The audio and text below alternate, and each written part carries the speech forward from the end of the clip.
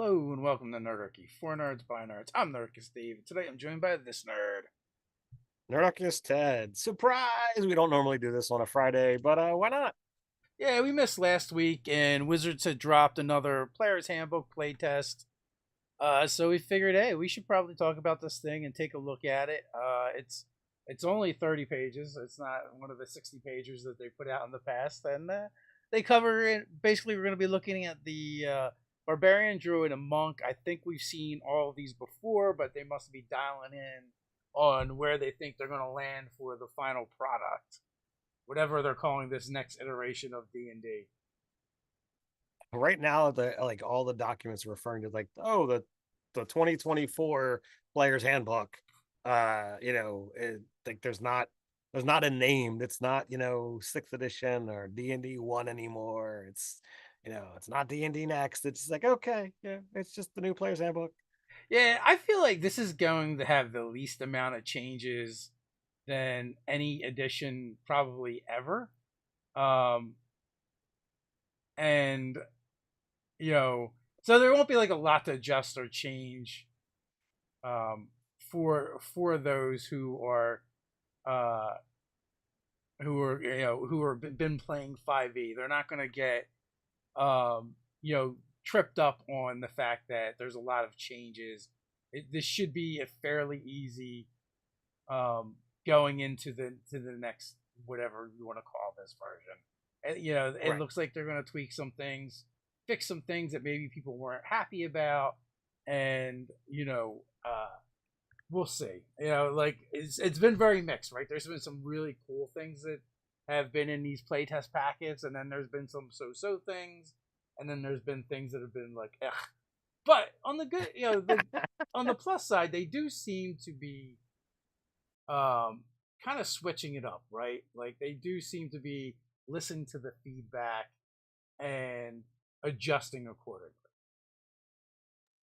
Yeah, I do see that there's been some changes and things that uh does seem like, oh, we or other people have talked about, I don't particularly care for this, and a change has been made to kind of reflect that.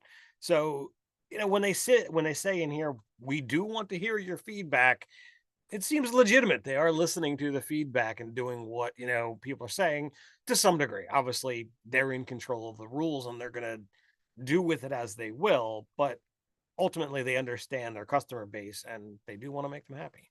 Yeah, I remember years ago having Mike Merles on, and he was like, basically they were always shooting for that 70% approval rating. Like that seemed to be Mhm. the key number for them in order to for them to feel like they had a winner, and that was the satisfaction rating that was going to kind of like make the cut. Mhm. And that's good to hear, because like you can't go with just 50% if, like, oh, if only half your audience likes it, that means the other half, like, doesn't care about it or Yeah. didn't feel strongly enough to weigh in. So they seem to be trying to figure it out and make people happy. Like I would say, like the biggest thing is the bouncing back and forth they've done with the wild shape for Druid, where like it was just going to be this Morpheus stat block, and now it's back to being animals again, and I feel like that's a part that you know as a player, I really enjoy is like picking out the actual animal from the monster Mhm. manual more so than like, well, it looks kind of like this. Never mind what its abilities are. Now they have kind of sided in the middle, because while you still get to go pick a stat block, as a druid, you can only have essentially so many prepared wild shapes, and you are still retaining your hit point stat block. So you gain temporary hit points when you wild shape, but it's a scenario that, like, you can't just be like, all right, well, I'm going to adopt the thing with the most hit points and use that as a meat shield, and then have all of my hit points when those things wear out. It doesn't work that way anymore. Yeah, I So, like, I know I started this where we're jumping all over the place, but let's start at the beginning and we'll circle. We'll sure. get to that because first up is the Barbarian. Um, And So we'll the add great some thing, order to this chaos. sure. So the great thing about this particular one, and they've been doing this for a lot of these play tests, is they have the design notes and they tell you, hey, here's a little block of this is what we've changed. So for the Barbarian updates, when you rage, it now says you regain 1 expended rage when you finish a short rest. Brutal strike used to be brutal critical. Now is a trade-off. If you use your reckless attack, you can sacrifice your advantage on one of your attacks to do additional damage. So you have to do attacking recklessly to get access to this new feature, which is definitely going to make a lot of people unhappy because before you could have both and now it's one or the other. Well, um yeah. So like before you could crit fish, right? Which mhm, again, that's just chance. You have to get the crit in order for it to matter. But this is basically mhm, saying, all you have to do is hit, and you get to use these features. So right. you're far more likely to access them than you were in the past. Right, but I mean, even you who have, you know, wildly bad luck when it comes to dice rolls, who played a barbarian in a game, would like, oh, I'm always attacking recklessly. Mm-hmm. And, you're with that. I mean, you still had more than your usual, crits that would come out of that, and therefore you could get access to those things because advantage matters a lot. So then to say, well, I need to sacrifice this in order to have the chance to make this work, it's still a give and take scenario where, it was a give and take scenario before because you would increase the chance of critting, and when you crit, you would do more damage. So I felt, yeah, the chance was higher and therefore those things were more likely. Now it's a play, and you can, I'm going to give this up, but if you don't attack with advantage and you miss, well, you're still not getting that extra damage. True, but it really just depends on like, right? What are the hit point? What is the armor class of the thing you're attacking, right? Right. If it's super high, that's going to matter more than if it's super low, right? Because Hmm. if it's a low armor class, you're probably going to hit, and you're just going to get the extra effects and the extra damage. Right. Um, so and then what else do we got here? We've got your improved So vertical strike gets expanded at certain levels where you get to do cool stuff with it. And persistent rage when you stay out now restores all uses of your rage once per long rest. right, but the brutal strike is more than just extra damage. If you hit, you can choose to do a forceful blow or a hamstring blow, so you can either reduce their speed or move them up to half your. You can push them up to 15 feet away and then close the distance with them as part of the same thing.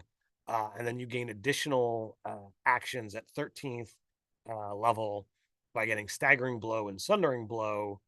Staggering blow gives them disadvantage on the next save.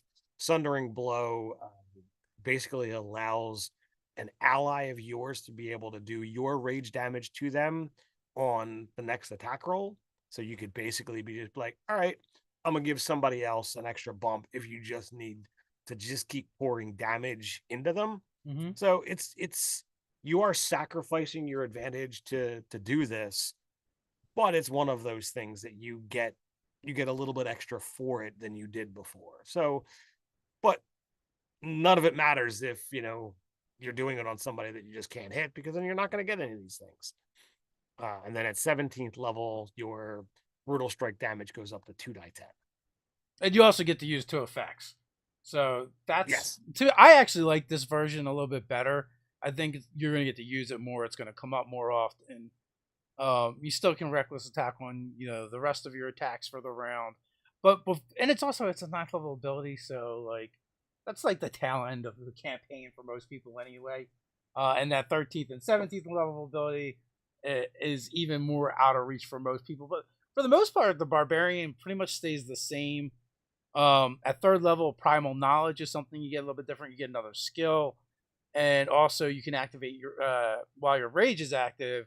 You can actually use your strength to do for certain skills instead of the skill that you normally or the ability you normally rely on. Acrobatics, Okay. intimidation, perception, stealth, or survival. uh, instead of those skills you would normally use. It's a little weird, but also it gives you another way to use your rages, and also makes your rage a little bit more effective while you're raging. And then for anyone who's like, I'm big and tough, I should be able to intimidate them with my muscles. Well, you can as long as you're raging now. And that was something that I really enjoyed, seeing being brought into a mechanical aspect, because when they start describing what the barbarian is at the start of this, they really, like there's literally a line of, for every barbarian, their rage is a powerful fuel, not just battle prowess, but uncanny reflexes and heightened senses. So I liked that. I love that description, and I feel like I don't know if this is vastly different than what is in the current player's handbook, and I didn't pull it out and do a side by side, but I like this write up. I like what's here, and bringing that pure mechanical thing previously of rage into an out of combat situation. They Well, continued on with the it didn't exist before, so this is completely right. new. I mean, it was introduced in one of the earlier playtests, which they're moving forward with it. Which I like anything that makes things more versatile and makes it Mhm. so that you can use it for more than just combat. So now you might have a cool role playing scene where rage is relevant, or a cool exploration scene where you have to overcome obstacles, so it's relevant. So that's kind of cool. Yeah. And the fact that you can get a rage back on a short rest makes it, like, okay, well, I'll find a way to get this back, and that you can use a bonus action every round to continue your rage. It's making this, trope of the barbarian that all they do is combat, non-existent anymore. So while it's not like, oh my god, I'm super excited about this change, it's nice. I enjoy this aspect. Watch me get angry and do backflips. What do you think about the change to relentless rage? So before, when you had with relentless rage, when you would drop to 0 hit points, you would just make a check, and I think every time you were still 0 hit points, but you didn't go down, and you would just keep making the check. Every time you get hit, you would make the check, and it would get harder.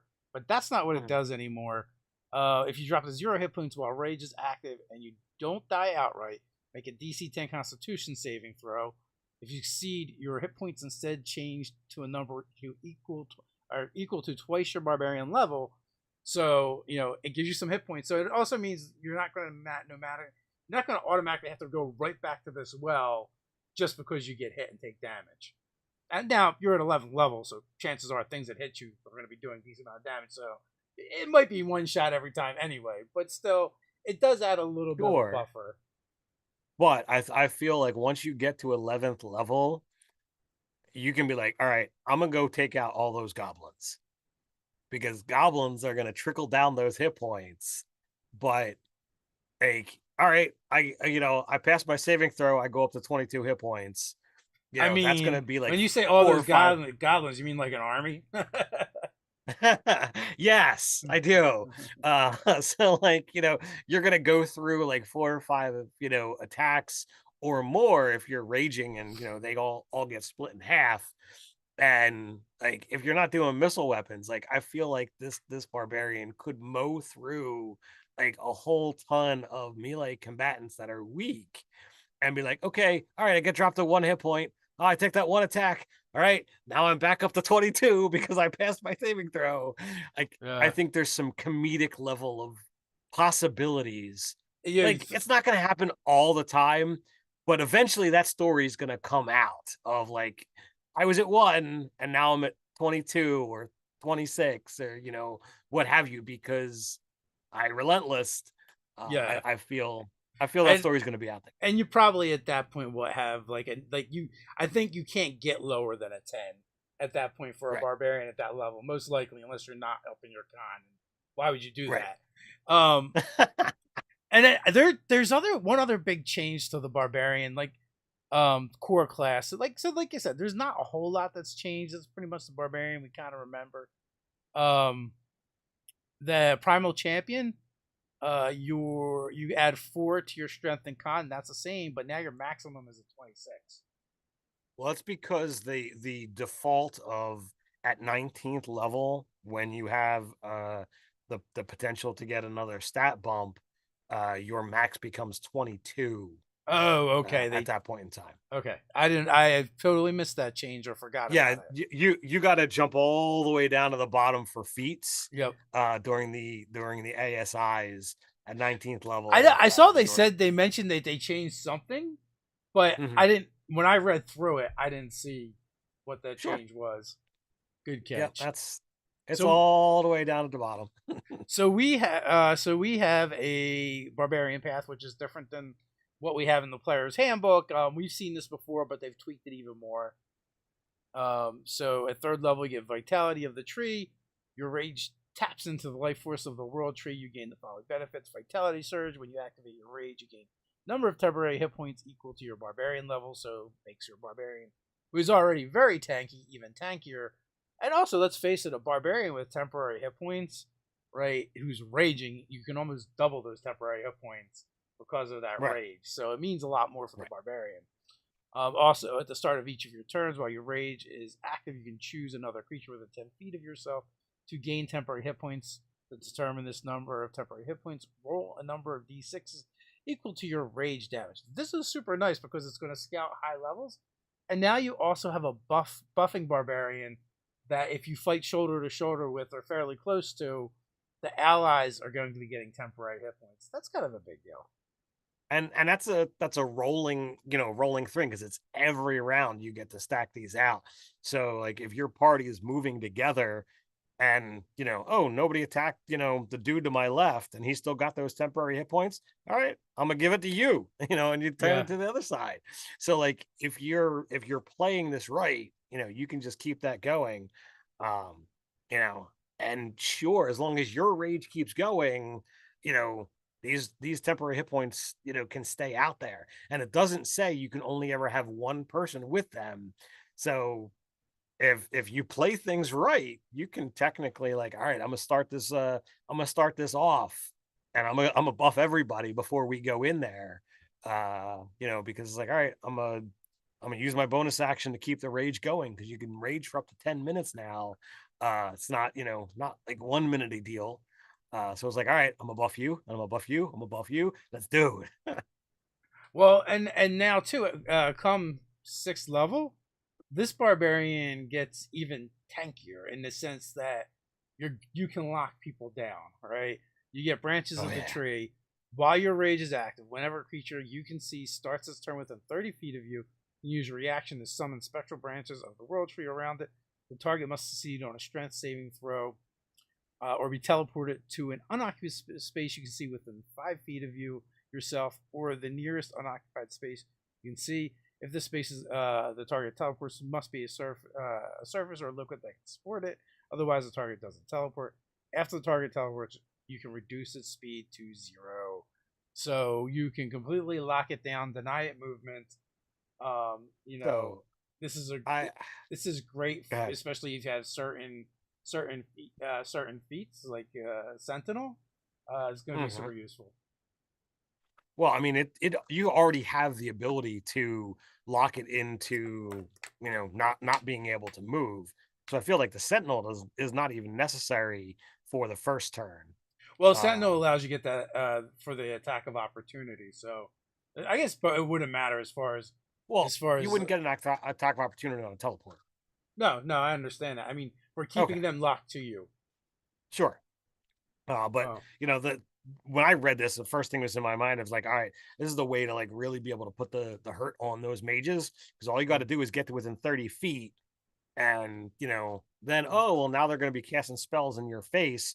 I was thinking more along the lines of, like Mage Slayer is, this could be, perfect for that kind of I think, barbarian. sir, I tip my hat to you. You're correct. That is a way better go. If you want to make the mage killer barbarian, this uh, has it has the starts of an awesome mage killer. so like, you just like, all right, all I got to do is get to within 30 feet of you, and then on your turn, get over here. So that was my, my first read or mental thought on reading this one. And there's a lot of really great barbarians that are out there, and Barbarian is now like lower on my list to play, but I would love to play, you know, one of these guys because I think it's a lot of fun, and I'd be like, all right, yeah, serve me up some mages. Let me take those mage killer feats and put down those spellcasters. So, Seraph, it is a redo of the last one, and the other one might have been a little bit more teleporty, but I think this one is a lot more tankier in the sense of the temporary hit points, the buffing of allies and making them tankier, and also being able to shut down enemies and lock them down. Battering Roots is kind of an extension of that. Tendrils of the World Tree extend from your melee weapons during your turn. While you wield a melee weapon with a heavy or versatile property, you can reach with the weapon. Your reach with the weapon increases by 10 feet. When you hit with this weapon, you can activate the push or topple property in addition to any mastery property you are using on that weapon. So, Now, this is the one where I think Sentinel would be, you know, your trigger because it's like, all right, now I got my reach to increase by 10 feet. So you're coming in on me. I'm a topple you on your attack. Now you've used a lot of your speed to get to me, but you're not quite there, and you got to spend half your speed to move to stand up. You might not have it. So you've got to like stay there because you can't get up.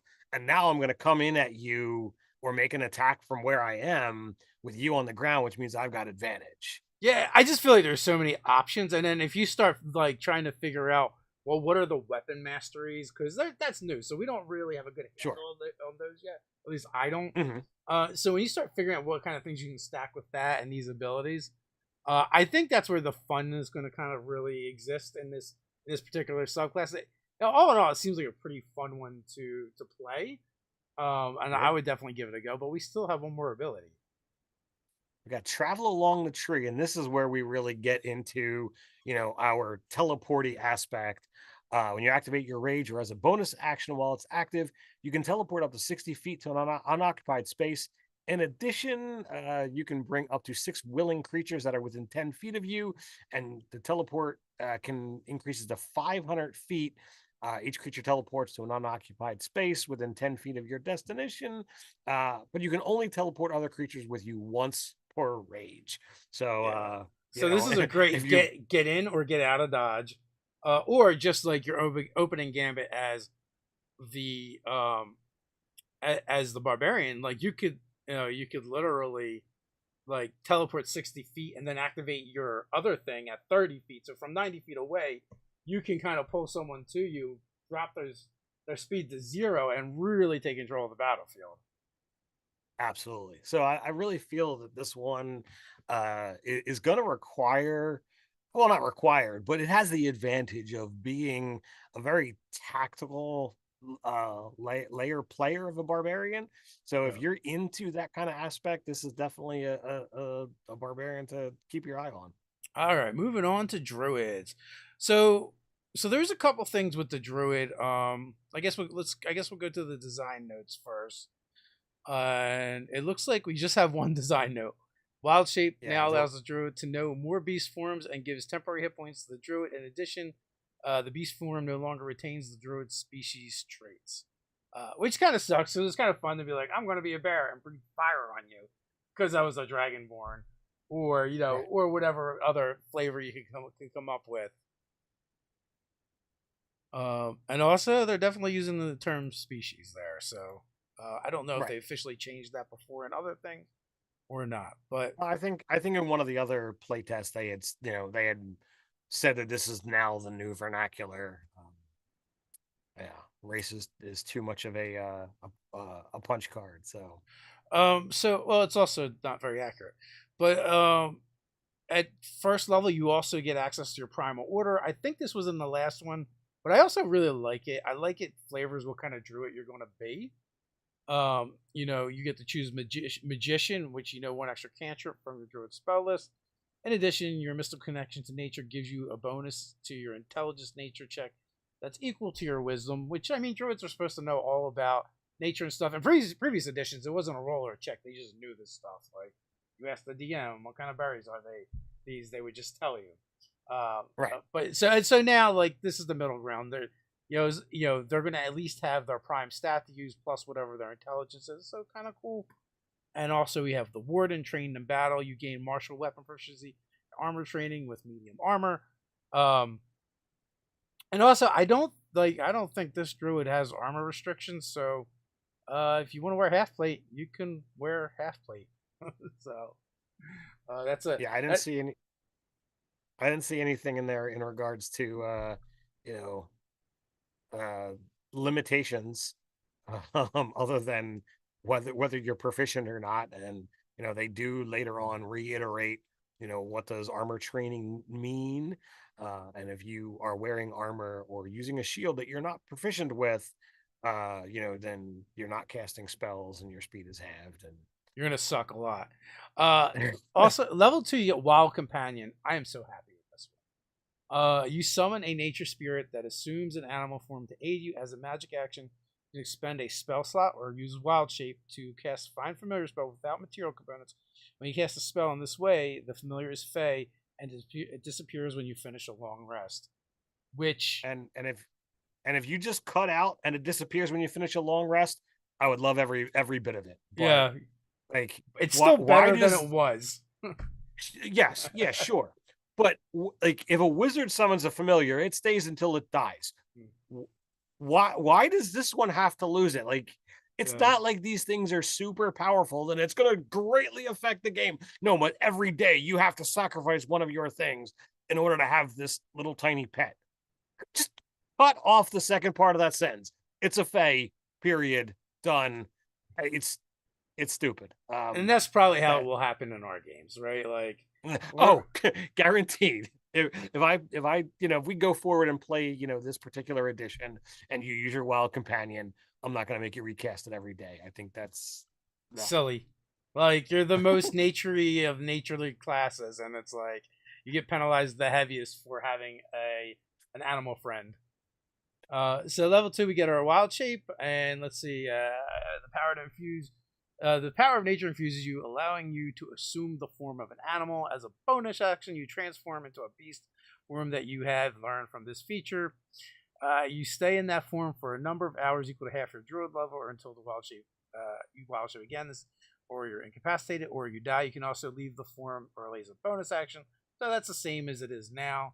Known forms, this is where we get a little different. You know a number of forms for this feature equal to 2 plus your druid level rounded up.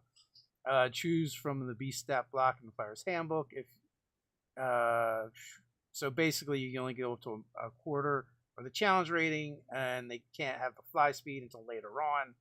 They give you some suggestions. Get them all back when you finish your long rest, and you can also change the ones that you can change into. With your DM's permission. With your DM's permission. It's always been that way anyway, as far as what you can turn into. So that's not a super big deal. You can use your Wild Shape twice. You regain expended uses when you finish a short rest.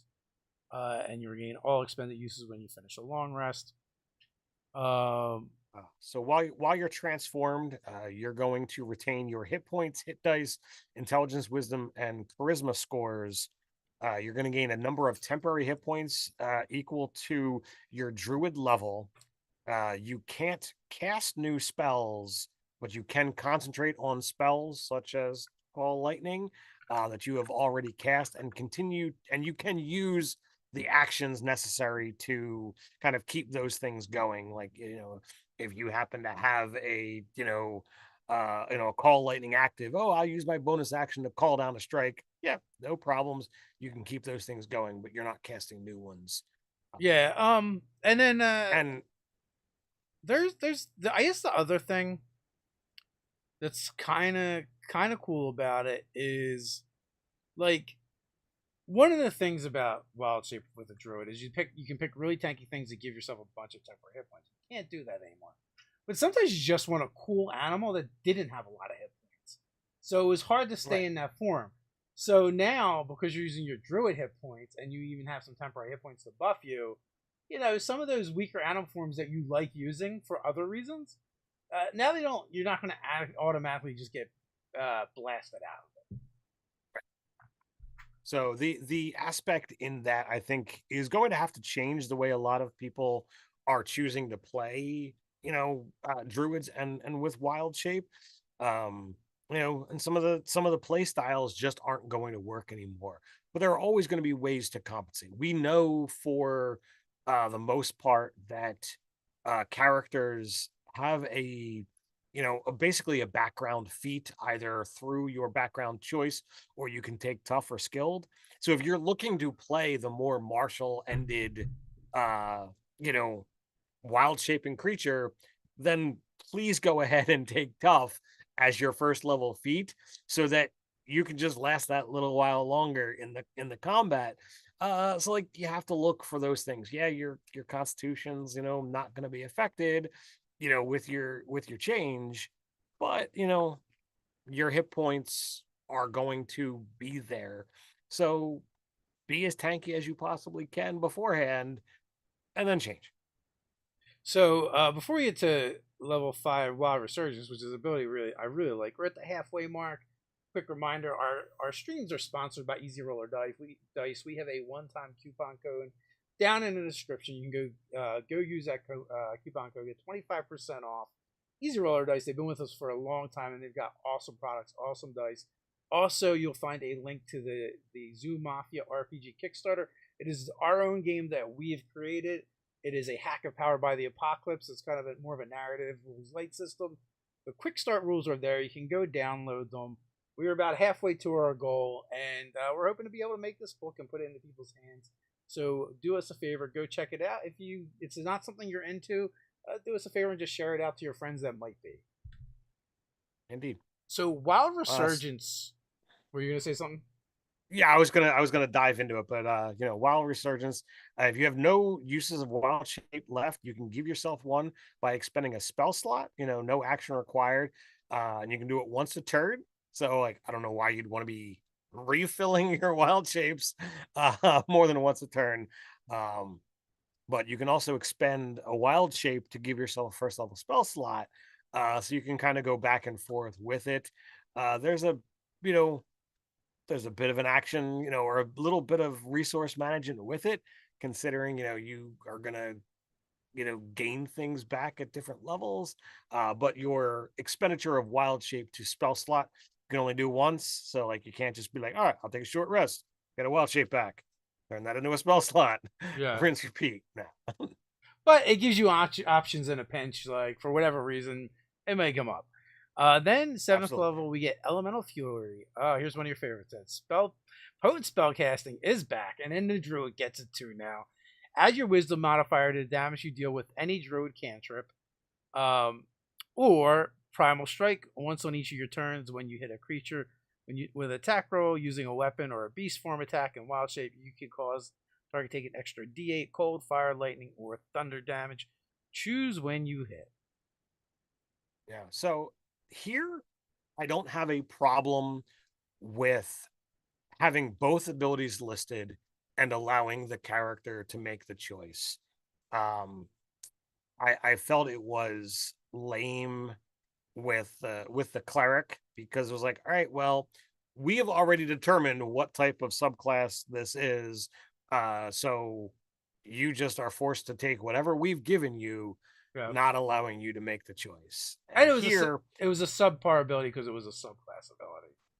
right. Yeah. And everybody got it. So, like, if you're making subclasses for cleric and you don't follow that format, then, it doesn't feel like you're doing what everybody else is doing, and therefore it doesn't really fit.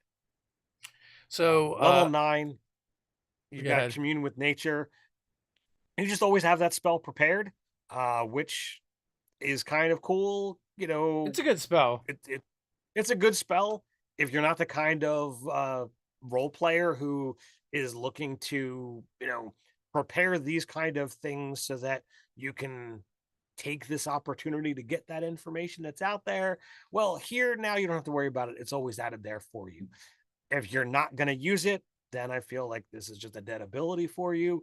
But I feel if you're playing a druid, you should probably be using this spell. So having it at the ready all the time, totally useful. And when the situation arises, you're ready for it. So 15th level, improved elemental fury. Potent spellcasting when you cast a druid cantrip with a range of 10 feet or greater. The spell's range increases to 300 feet. Know what I immediately thought about? It's like Thorn Whip at like 300 feet away.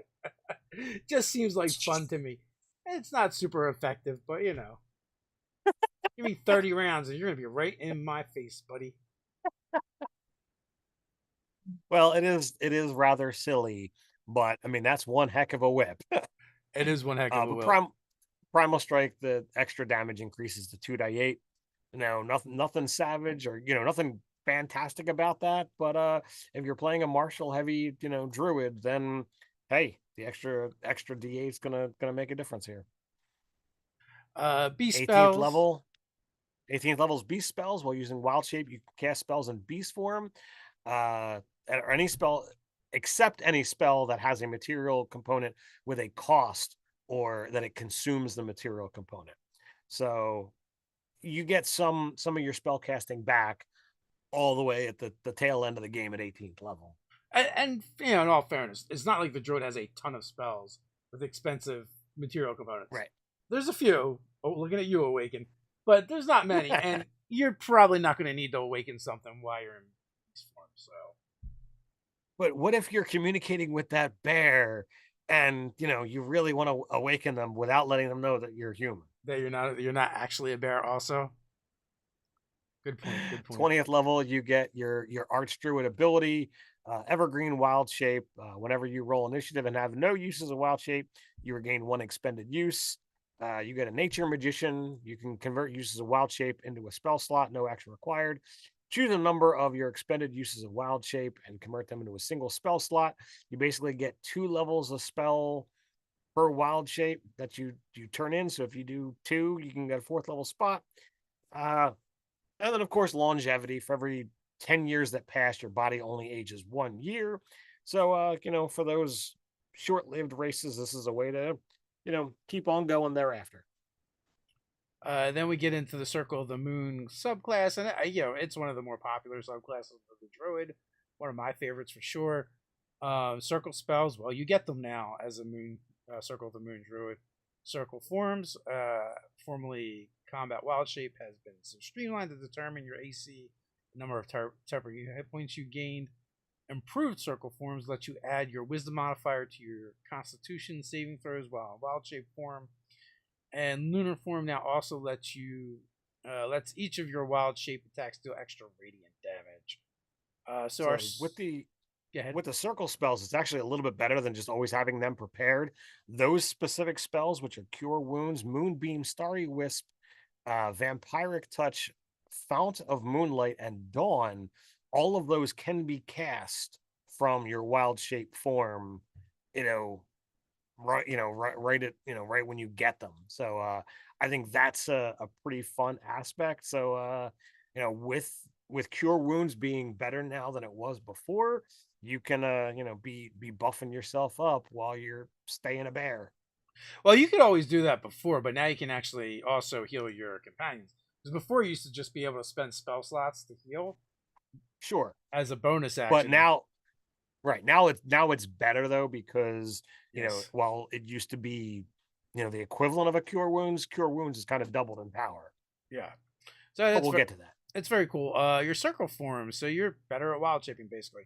The challenge rating goes up, which is basically what it is now. So, you just divide your level by 3, and that's the CR you can go into.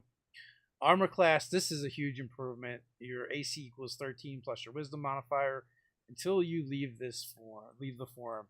And the reason why it's such a huge buff, the downside to beast form a lot of times is just they generally have a low armor class. And now, you're going to get to a point where pretty quickly where you could have an 18 armor class while you're wild shape.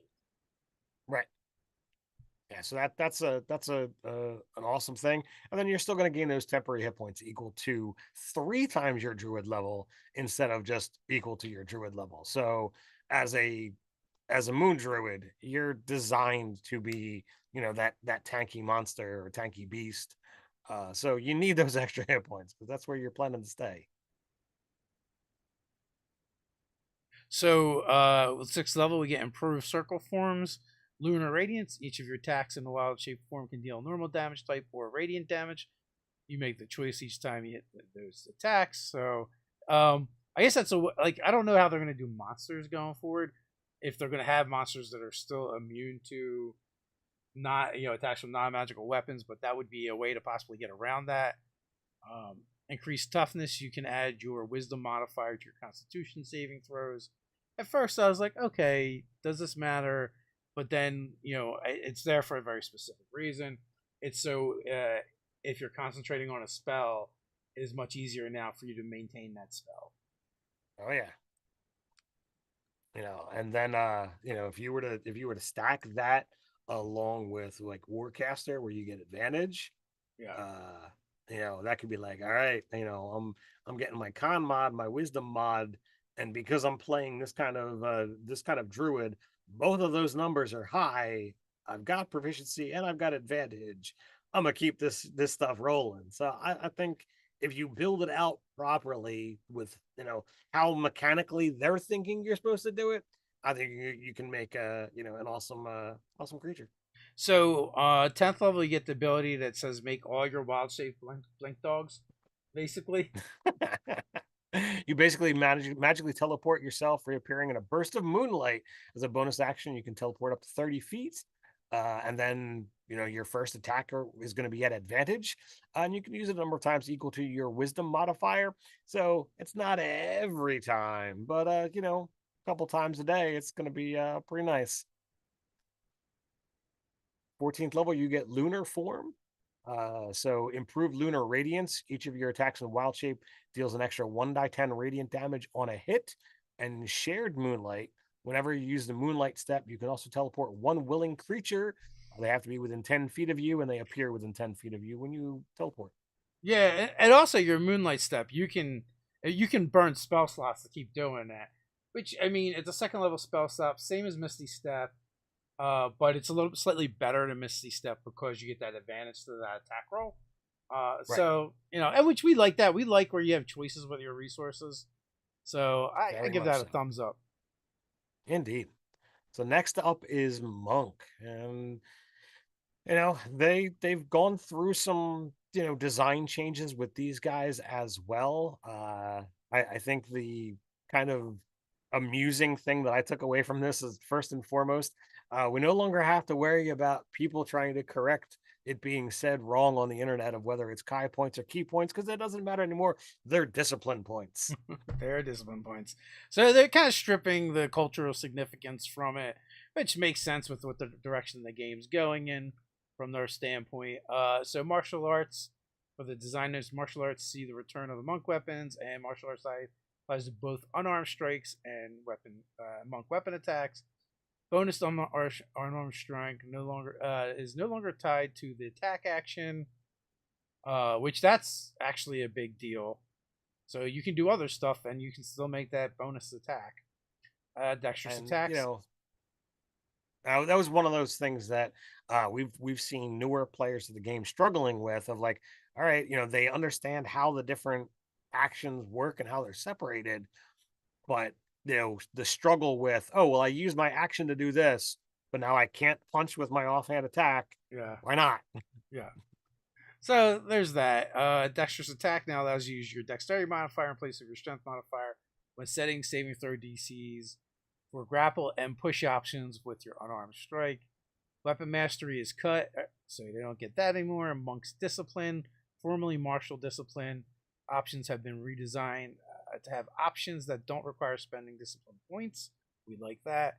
Uncanny metabolism, formerly heightened metabolism, moves to level 2 and now regains discipline points when you roll initiative, as well as gaining a number of hit points. The deflect attacks, formerly deflect missiles, now also works against melee attacks, and the damage of the reaction now includes dexterity modifier. Stunning strike now deals force damage. The creature succeeds on a saving throw. Heightened discipline. It's a new feature that increases the effects of flurry of blows, patient defense, and step of the wind. Self-restoration now allows you to remove some conditions at the end of your turns. Deflect energy. Deflect energy also now works against melee attacks. Superior Defense can now be activated at the start of your turn instead of using an action or a bonus action. Perfect Discipline, formerly Perfect Self, now gives you expended discipline points if you have 3 or less. Body and Mind is a new level 20 feature, which I like that one. Indeed.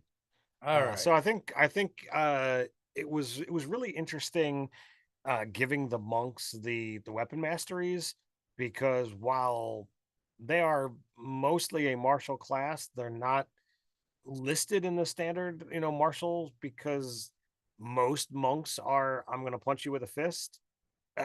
So like Yeah. it felt really weird getting them. So I understand the weapon masteries being removed from the monk. And if you really want to get access to them, there's, I believe there was a feat in a previous thing that allowed you to like choose one weapon type There's and a ways to get mastery. it. Yeah. Yeah. So like it's kind of like the hey, I really want, the battle master ability or the sorcerer meta magics. Well, there's always a feat to allow you to get that thing, and you're not going to be as good as everybody else who uses it.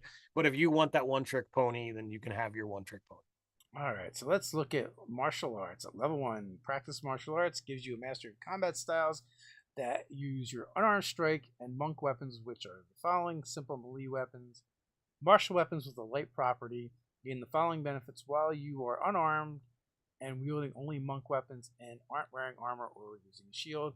Bonus unarmed strike, you can make one unarmed strike as a bonus action, which is nice because no matter what you do with your action, you can still punch somebody in the face. Which that's great. That's great because sometimes you need to do other things and then punch someone in the face or vice versa. Dexterous attacks, you can use dexterity instead of strength for attack and damage rolls with unarmed strikes and monk weapons. In addition, when you choose the grappler shove option, you can use your dexterity modifier instead of your strength. Determine the DC. Martial arts die, you can roll a d6 in place of your normal damage for your unarmed strike or monk weapons. This die changes as you gain monk levels, as shown in the martial arts column on the monk table. So I actually this is kind of something I really like. I don't know if can you change your use your martial weapon, your martial arts die instead of the weapon in the current version? I haven't played a monk in a Yes. while. Okay. Yeah. So because that's always cool, because then if you get a cool magic item, weapon, you can use the weapon and also do your monk damage if it's more. So Right. so you have that option, but they've increased the die to start with, so monks just do more damage than they used to. Right, because you started off with a D6, not a D4, and you go all the way to a D12, which is kind of cool to have a D12 punch. It's like, yep, my fist is as badass as a great axe. Yeah, if you want to fight like with daggers or something, just because thematically you like that concept and you want to be able Right. to throw them, if need be, you're much more effective than other characters doing the same. You're going to get your unarmored defense, which is the same as it was before. You're going to get your monk's discipline, which is what used to be your key points, which fuel a lot of your abilities. And, Well, when you this spend is a discipline where point, a lot of the changes are kind of made too. when you spend a discipline points is unavailable until you finish a short or a long rest, which is where you regain all of your points. So you're still going to get them back, as quickly as you did before. Flurry of blows, you can spend one discipline point to make 2 unarmed strikes as a bonus action. So normally you're getting 1, so it's pretty much the same. Your patient defense and step of the wind have seen changes. So patient defense, you can take the disengage as a bonus action. Alternatively, you can spend 1 discipline point to take both the disengage and dodge actions as a bonus action. So you can disengage as a bonus action. Doesn't say cost, so you can just be like, boom, I'm a step back. Step of the wind, you can take the dash action as a bonus action. Alternatively, you can spend a point and take both the disengage and dash action as a bonus action, and then your jump distance is doubled for the turn. Well, so we have got some freebies now that didn't exist before. It used to always be like, nope, it costs a point to do this thing. It costs a point to do that thing. And now, like, if you're spending the points, you're getting more out of it. So I definitely dig that change. yeah, I mean, patient defense is pretty badass now. Like, being able to disengage and also dodge at the same time. Granted, you're going to have to give up your extra attack, but sometimes you need to be able to defend. But Uncanny I mean, map. like, Go ahead. literally, like, all right, if I need to be across the battlefield, I can be like, all right, well, I'm gonna scurry away from the guy that I'm with by spending 1 point. I'll take this, disengage and dodge, and now I'm gonna like approach the bad guy that I'm gonna go punch with my regular action, but he's gonna have disadvantage to attack me because I took the dodge action. So it's depending upon how you are choosing to Or mechanically do those or you things. use step of the wind. You get spend the point. You can dash. Dash as a bonus action. You disengage automatically and leap over the chasm to the other side where the guy is that you want to punch is. So Sure, so you got lots of options. options. They all end with Level someone getting two. punched though. Well, because I mean, you're playing a monk, isn't that how things work? Level 2, Uncanny Metabolism. When you roll initiative, you regain all expended discipline points. When you do so, roll your martial arts die and regain a number of hit points equal to your monk level, plus the number rolled. Once you use this feature, you can't use it again until you finish a long rest. So this is like, all right, I really want those points back, man. Boom, here you go. And I'm going to heal as well. So you just tap into that well of energy within and So boom. the biggest problem with the monk has always been you never get enough points to do the cool stuff. It's like one fight and you're out, or you're just not nearly as effective. But this iteration of the monk makes him super effective, and basically from combat to combat they have all their points. Well, I mean, as long as you're, you can do two combats now, using all of your points both times before you. It's like, all right, I need the short rest, guys. Yeah, which is, I mean, But that's still, that's nice. it's an improvement. You Oh, don't have to 100%. worry about conserving them. We Right. get faster, which monks have always been fast. Uh, Yeah. Level 3 deflect Deflect. attacks. This is a huge bonus, and I love the way we've done this. So this is improved thing from the deflect missiles. Before it used to be, all right, I'm just gonna knock a missile weapon out of the way. Now you can deflect anything, and if you reduce it to zero, you can redirect that to somewhere else. You're getting a D10 plus your dexterity modifier, plus your monk level in reduction. So that's pretty nice. You got to spend a discipline point to redirect it to somebody else. But if you do, then they make a saving throw or take the damage equal to 2 times the roll of your martial arts die plus your dex mod, and of course the damage is the same as whatever was originally causing it. You can literally make them punch themselves in the face. It's a That is creature within true. 5 feet of you. or if the paladin's been really preachy and annoying. I mean, So to me, like, this is the Jackie Chan. Like, yeah, and I it's only going to get better from here on out. yeah, absolutely. All right, so we get slow fall, we get our ability improvement, we get subclasses, um, We we get get our extra extra attack at fifth attack, level, we get stunning stunning strike, which strike has at fifth changed. level. So stunning strike is now once per turn. You can spend a discipline point to attempt to stun them. It's a con save. That's per normal. But if they successfully save, the target takes additional force damage equal to a roll of your martial arts die plus your wisdom modifier. So you're either going to give them a condition or you're going to give them more damage. So it's a little bit of a win-win. So you get something for that expended point, which it's a fair trade-off. And I who have watched a lot of streams, I've seen a lot of monks who are just like, all right, I'm gonna just keep trying, I'm gonna just keep trying. And all those points just get, poured down the drain because the DM is tired of, their monsters getting stunned by, the punch heavy monk. Yeah, or they waste a bunch of their key points and they don't, or bunch of their key points and they don't get the stun anyway, right? So as a Right. player, it's super disappointing. As the DM, it's also disappointing to have your monster get stun locked every round. So basically, Sure. it just sucked all the way around. Now the way they're doing it is slightly better. Right. So I mean, I'm good with either direction. I think this is a good fix. Yeah, definitely. I will take it. What do we got next? Empowered Level strikes. 6 empowered strikes. When you deal your damage with your unarmed strike, it can either be force damage or it's normal type. So this is where it used to be saying you count as magical. Now it's like, all right, I can just be like, boom.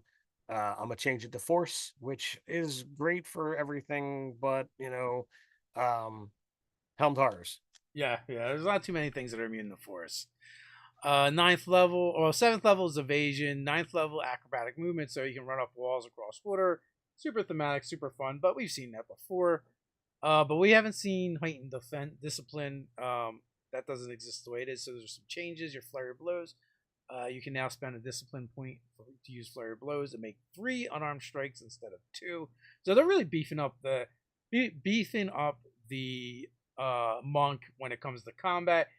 They must have poured over the Trent Monk YouTube channel and looked at all of his statistics, his charts, his pie graphs, everything, and decided that he was right and the monk sucks, and now they're fixing it. Although Patient defense. Go ahead. I was just gonna say in our games, even if the monks suck, people have always had fun at our table playing monks because it's just fun to punch a dragon. Patient defense, when you spend a discipline point to use patient defense, you gain a number of temporary hit points equal to 2 rolls of your martial arts die. So you're getting those, temporary hit points in addition to, those other abilities. Step of the Wind, when you spend a discipline point to use Step of the Wind, you can also choose a willing creature within 5 feet of you that is larger or smaller, and they can move with you, and their movement doesn't provoke attacks of opportunity. So you get the disengage and the dash, and they get to come along with you, running on your treetops or across the water or whatever it is that you're doing as you're stepping on the wind. I like that you're getting extra monkiness essentially without having the increased cost. It's just like, oh, it's still 1 point to do these things, but when you do so, you're just better at it now, man. Yeah, and you're One higher touch. level, you've got more points to play with, and they're just going to go further, so that's kind of nice. 10th level, self restoration. Through sheer force of will, you can remove one following conditions from yourself at the end of each of your turns: charm, frightened, or poisoned. Before you could do it, but only to the charm effect. In addition, you forego food and drink. In addition, foregoing food and drink doesn't give you levels of exhaustion, so you'll never get hangry. So it doesn't have any limit on any of those things. So literally at the end of your turn, you can just be like, I'm gonna cancel one of these things. And this technically says you don't ever have to eat or drink. I think there needs to be some kind of limit with like, Well, all right, that's not exactly what it says. It just says you can't get levels of exhaustion from it. okay. I don't know what All else right. you would get. Like in the game, only really that would be the only thing to really do it. But I guess after a month of not drinking anything, the GM would just be like, "Oh, you're dead, by the way, because you dehydrated." Um, So but it's one of those things of like, all right, well, I know this is playtest and what have you.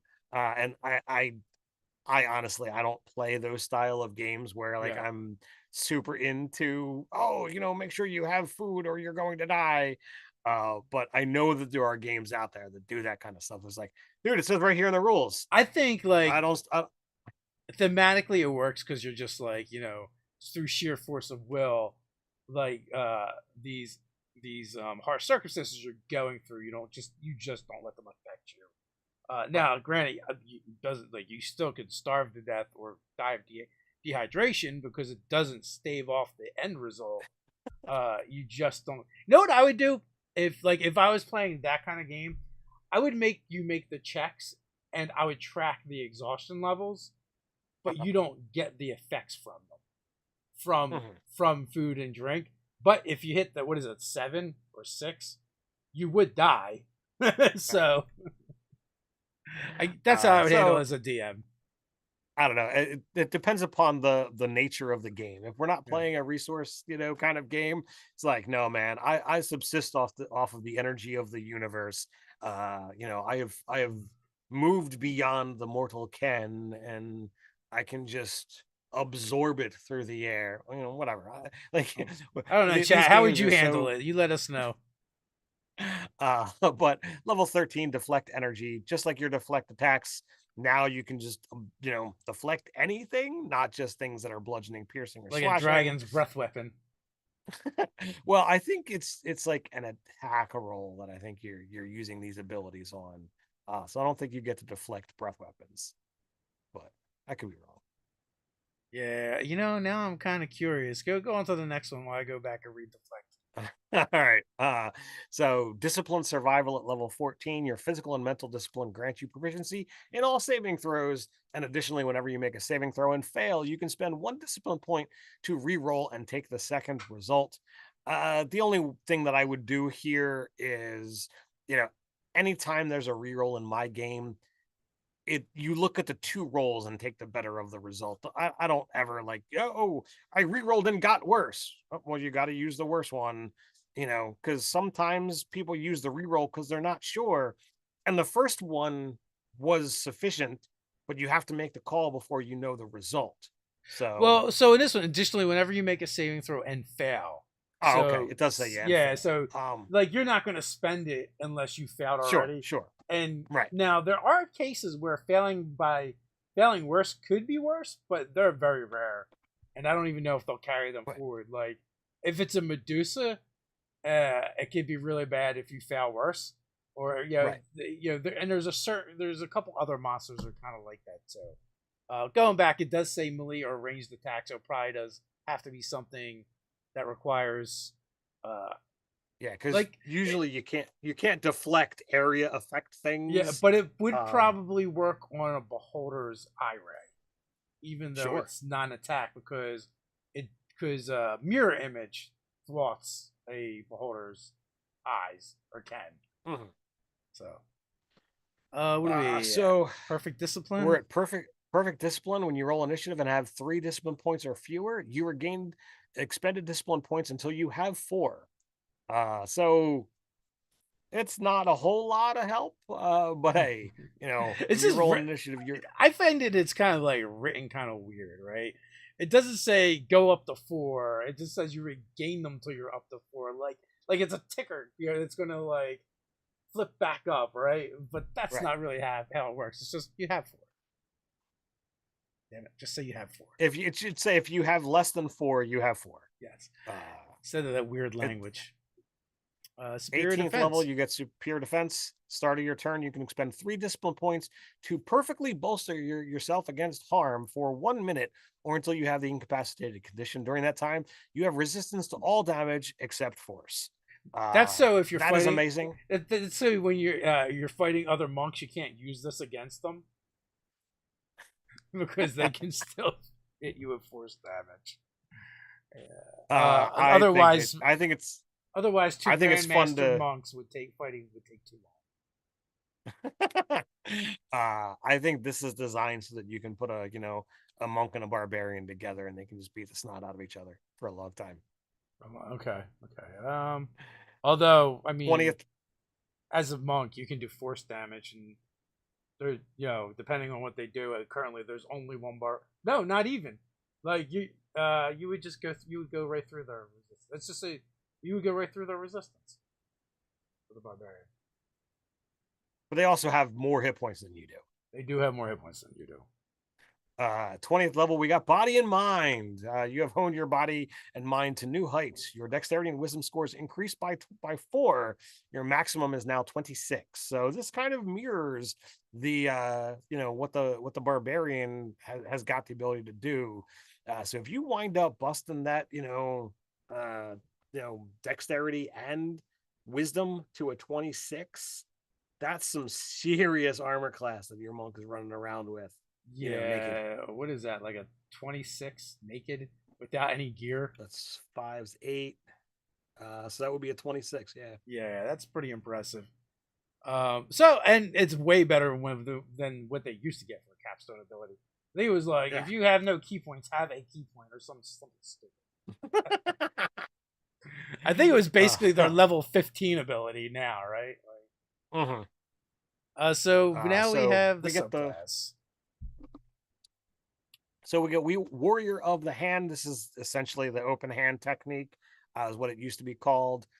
You get the ability to, whenever you hit an opponent with an attack granted by your flurry of blows, you can do one of the following. You can idle. The target can't make opportunity attacks until the start of its next turn. You can push. They can make a strength saving throw or be pushed up to 15 feet away from you. Or you can topple, basically make a deck save or have the prone condition.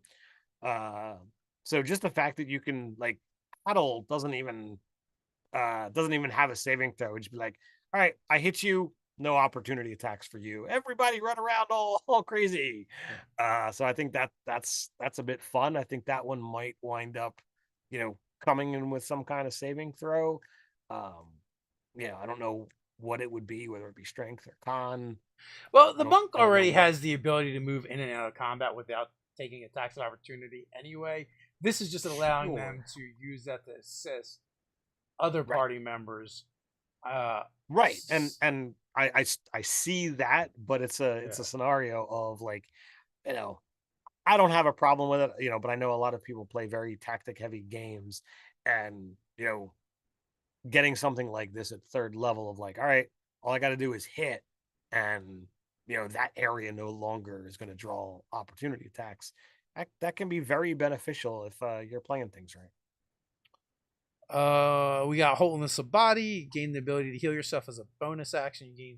You can re-roll a martial arts. You can roll a martial arts die. You regain a number of hit points equal to the number rolled plus your wisdom modifier. You can use this feature a number of times equal to your wisdom modifier, and you regain all expensive uses when you finish a long rest. When you combine that with the fact that they already have an ability that's similar to that, you're gonna be able to do a lot of self healing with this subclass, and maybe you Mhm. don't have as many hit points as the barbarian now, but you're getting tanky in other ways. The monk just seems to double down on combining things. So level 11 fleet step, you can easily stride out of harm's way. When you take a bonus action other than step of the wind, you can also use step of the wind as part of that bonus action. So that means you can always get your free punch and step of the wind. Well, it makes sense for this particular monk because this is probably the most martial, combat oriented, unarmed fighting Sure. of the monks. I think. So like that is like, since Step of the Wind is just being able to use the dash action as a bonus action, like if you punch and fell them and you need to get to the next foe, like all right, I'm gonna just keep moving because I've got it Mhm. now. Uh I I I dig it, man. This is the best iteration of the monk I've seen so far. Level Yeah, 17 is quivering palm, and it pretty much functions the same way it does before. You hit somebody with an attack, you declare it's a quivering palm, and at any point thereafter, you can choose to have them make a con saving throw. And if they fail, they take 10 die 12 force damage. If they succeed, they take half. You can only ever have one creature under a quivering palm attack at a time, but you can also end it harmlessly without using an action. you have options. All right, so one of the big changes is with the conjuration spells, Oh and yeah. you don't really conjure anything anymore. It's like you conjure, what is it? You There's summon nature animals, spirits. celestial.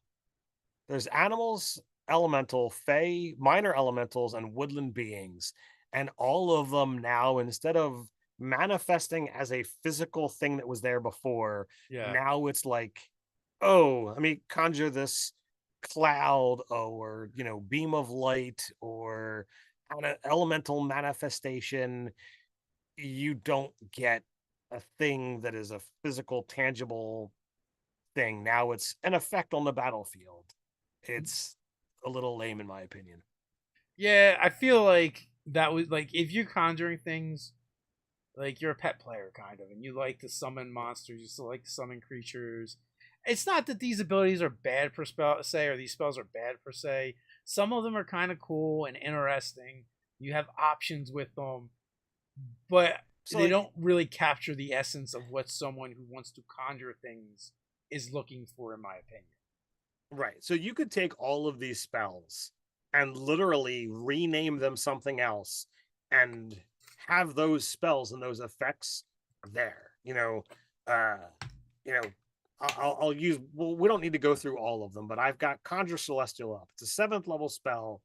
You summon the protective presence of a celestial spirit, which manifests as a pillar of divine light that shines in a 10-foot radius, 40-foot high cylinder centered on a point within range. Until the spell ends, bright light fills the cylinder.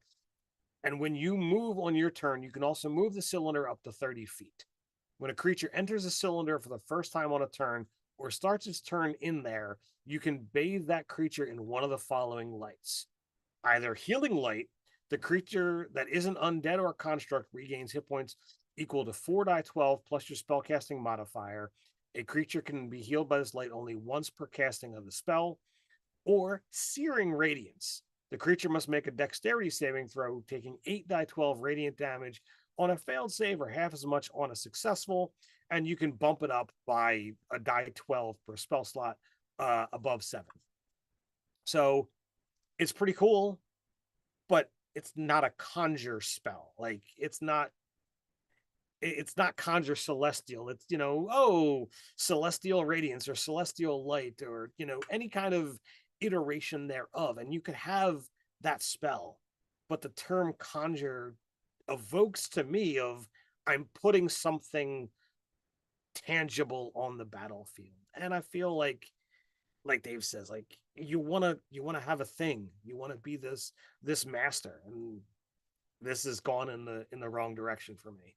And we know why they did it. It's the speed up gameplay. It's because pet pet classes, pet abilities make the game go slower, and so I 100% get why they're doing it. But I don't think it's actually speeding anything up, as opposed to having effects that are on my turn of, like, okay, well, I have to move the thing and attack. Well, all right, well, now on my turn, I'm going to move it onto your space. Now on your turn, I have to remember that you have to make a saving throw and be able to do this thing. I don't feel it's done the speed up. It's still like, all right, it's a concentration. I get one thing that's out there, whether it's showing up and making attack rolls or whether it's showing up and you're making saving throws. The same amount of time is still being consumed by that thing. That's my 2 cents. Okay, I mean, and you might absolutely be right there. I'm just thinking of like, well, what? I'm just trying to like read the minds of the designers and figure out Oh, what it is they're doing. Because sure. And again, we don't really like the generic abilities. We like I don't know. Me personally, I like looking through the books and being like, which one of these things do I want to pick? Right? Like, what do I want? Giant bats or do I want wolves? Do I want regular wolves? Do I want dire wolves? Like, that's part of the fun to me as a gamer. I agree. So, And I, I can see the necessity of, and I can see the possible mindset of what you're talking about, of like, oh, well, I want to speed things up and I want to do this. And sure, but like, I think a prepared player and a prepared GM can use these things and not be bogging down the game. I mean, I've used, conjure animals or whatever it was, and summoned 8 wolves and was able to, like, oh, well, this is my wolf, thing. I'll pull out, 8 die 20, boom, drop them all at once. They make their attacks, 4 of them hit. I rolled, 4 sets of damage, and boom, it's only taken an extra 35 seconds to, play my animals. Now, if you're playing in a game that's very tactical and you've got all the maps out that are the things, okay, well, now I've got to put 8 wolves down on the board, and now on my turn, all right, well, I'm going to move this one over here and I'm going to move this one over here, and you're counting out, all of the wolves movements in pairs so that they all get pack tactics, and then you're going to roll each one individually. Like, okay, yes, I can understand how that can be very draining to the other players, on at the table. But if you've got a situation where you're going to do those things. You should have a system in place so that you are not bogging down the table, so that you're ready to be trying to pass the player turn to somebody else so that they can have their cool turn too. But I don't know. So there's only a couple more things to cover before we head on out of here. One is there's actually a couple things, but the things that we want to cover is there's a new cantrip for Bard and Druid, Starry Wisp, range 60 feet, and you launch a mode of light at one creature or object with a range. Make a ranged spell attack against the target. On a hit, the target takes a D8 radiant damage until the end of the next turn. It emits dim light and a 10-foot radius and can't benefit from the invisible condition. So it's like a minor guiding bolt almost. So The other, I think this is a cool thing. I like when they add new cantrip options that are out there. I don't think there's anything crazy about this one. A cantrip that can stop someone from being invisible is kind of cool. But you have to be a little bit more careful now if you are using the invisible, condition on your NPCs, and that somebody has got this aspect here. and to be clear, it only shuts I it down for a round. Sure. But it's a cantrip, which means they could keep recasting. Yeah. So if I keep hitting, that means you keep stop from being invisible. So it can be tricky. All of the cure spells in here have received a bump. Cure Wounds now does 2d8 per level. Healing Word does 2d4 per level. And as I said, when you level them up, they're now going to be that much better. Mass Cure Wounds does more. Mass Healing Word does more. So it's pretty nice to see that they've realized that Cure is not keeping up with the amount of damage that things are putting out there. And I've played a cleric from level 1 to 20. There have been times where it's like I just can't do enough healing to match with what the bad guys are doing. So I'm happy to see this kind of change. And then So the we'll big see, thing is with your ability score improvement. Now it maxes at 22 instead of 20. So the creep is gone throughout the whole entire game, all over the place. Things are getting more powerful, but I guess it's a wash because the monsters will probably get a little stronger too. Yeah, and that max of 22 happens at level 19. So like you still have to stick to 20 until you get there, but you can manage to get to you can manage to bump it up a little bit more as you get closer and closer to your 20th And then level. your barbarians and monks can get those sweet 26s. So Yep. that's it for playtest number 8. Thanks for chilling and hanging out with us. Go down in the description, find those links. One to the playtest, check it out for yourself, give your feedback, let Wizards know what you like, what you dislike. Also, we have that promo code for 25% off. Check that out. And also, you can check out Nerdarchy's own role-playing game, Zoo Mafia, is now on Kickstarter, and we're about halfway there. If it's something that doesn't interest you, please do us a favor and share it out. And until next time, stay nerdy. Stay nerdy.